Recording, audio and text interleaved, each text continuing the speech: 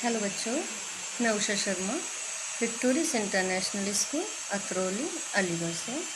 बेटा, इस वीडियो में हम क्लास 9th में चैप्टर फर्स्ट यानी गद्य खंड का चैप्टर फर्स्ट दो बैलों की कथा की रीडिंग करते हैं। ओके, सो देखिए यस, इस पाठ में बताया गया है किसान और बैल किस तरह अपनी स्वतंत्रता के लिए संघर्ष करते हैं, उनकी भावनाओं को दर्शाया गया है यहाँ पे। कभी कभी तो हमें बेटा क्या करना पड़ता है, अपनी स्वतंत्रता के लिए अपना बलिदान तक दे देना पड़ता है। ओके, सो देखिए आप इसमें पार्ट पहला है दो बैलों की कथा। यस देखिए,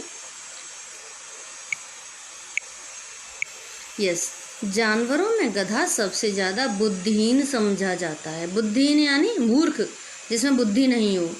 हम जब किसी आदमी को परले दर्जे का बेवकूफ़ कहना चाहते हैं तो उसे गधा कहते हैं। गधा सचमुच बेवकूफ़ है या उसके सीधेपन, उसके निरापद सहिष्णुता ने उसे यह पदवी दे दी। सहिष्णु क्या होता है? जो सभी धर्म को समान समझता है। उसका निश्चय नहीं किया जा सकता। गायें सींग मारती हैं। ब्याही हुई गाय तो अनायास ही सिंहनी का रूप धारण कर लेती है।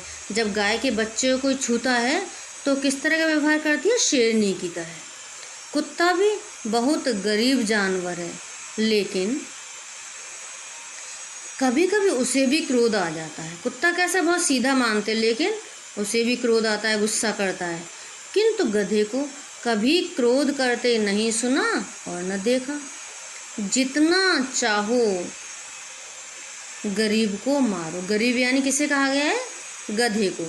चाहे जैसी खराब सड़ी हुई घास सामने डाल दो, उसके चेहरे पर कभी असंतोष की छाया भी न दिखाई देगी। यानी जैसा कुछ दो खाने को वही खा लेता है, कितना भी काम लो उससे। वैशाख में चाहे एक आध बार कुलेल कर लेता हो, यानी खेलता है, पर हमने तो उसे कभी खुश होते नहीं देखा।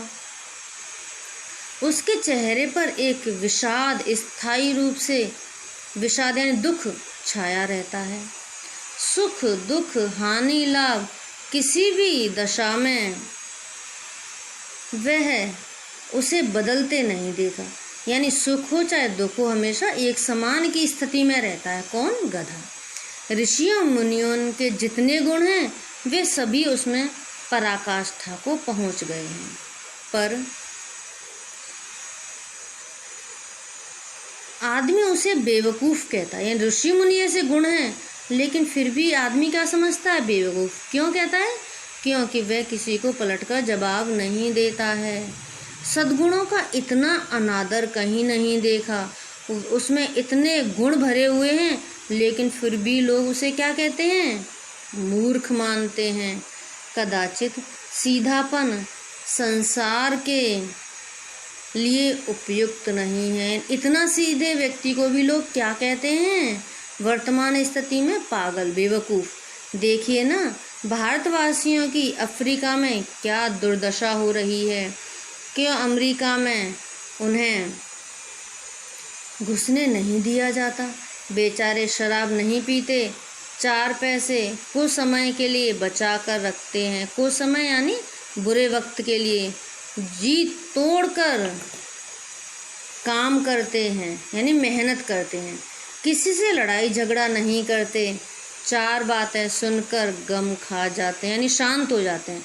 कोई सामने से बुरा भला कहता भी है, तब भी सीधे लोग क्या कहते हैं? चलो जाने दो, छोड़ देते हैं उसे। फिर भी बदनाम है बेचारे, इतने पर भी बदनामी सहते हैं। कहा जाता है वे जीवन के आदर्श को नीचा करते हैं। अगर वे भी ईंट का जवाब पत्थर से देना सीख जाते तो शायद सभ्य कहलाने लगते। अगर वे भी क्या करते? उल्टा जवाब देते, तो लोग उन्हें क्या कहते? क्या कहते? ज्ञानवान कहते, सभ्य समझते। जापान की मिसाल सामने है। एक ही विजय ने उसे संसार के सभ्य जातियों में गण्य बना दिया, यानी सभ्य जाति में गिनती होने लगी। लेकिन गधे का एक छोटा भाई है, भाई और भी है जो उससे कम ही गधा है, और वह है बैल। जिस अर्थ में हर गधे का प्रयोग करते हैं, कुछ उसी से मिलते जुलते अर्थ में बछिया के ताऊ का भी प्रयोग करते हैं। बछिया का ताऊ किसे कहा है? बैल को। इस देखिए, कुछ लोग बैल को शायद बेवकूफ़ों में सर्वश्रेष्ठ कहेंगे, मगर हमारा विचार ऐसा नहीं है। बैल कभी कभी मारता भी है, कभी कभी अड़ियल बैल भी देखने में आता है, और भी कई रीतियों से अपना असंतोष प्रकट कर देता है। अतएव उसका स्थान गधे से नीचा है। यस बेटा, यहाँ क्या कहा है कि जो बहुत सीधा इंसान होता है, बहुत सीधा व्यक्ति होता है, जो पलट कर जवाब नहीं देता, क्या समझते हैं आजकल लोग उसे? बेवकूफ़। गधे में भी बहुत सारे गुण बताए हैं, पलट कर जवाब नहीं देता है, जैसा मिलता है खा लेता है, तो उसे क्या कहा गया है? बेवकूफ़, निरामूर्ख कहा गया है। और बैल को भी उसके छोटे भाई की तरह माना गया है। तो बेटा आज इस वीडियो में इतना ही करते हैं, नेक्स्ट पार्ट नेक्स्ट वीडियो में करते हैं। ओके, वीडियो देख के बेटा कमेंट जरूर करा करें। ओके, सो बाय बेटा।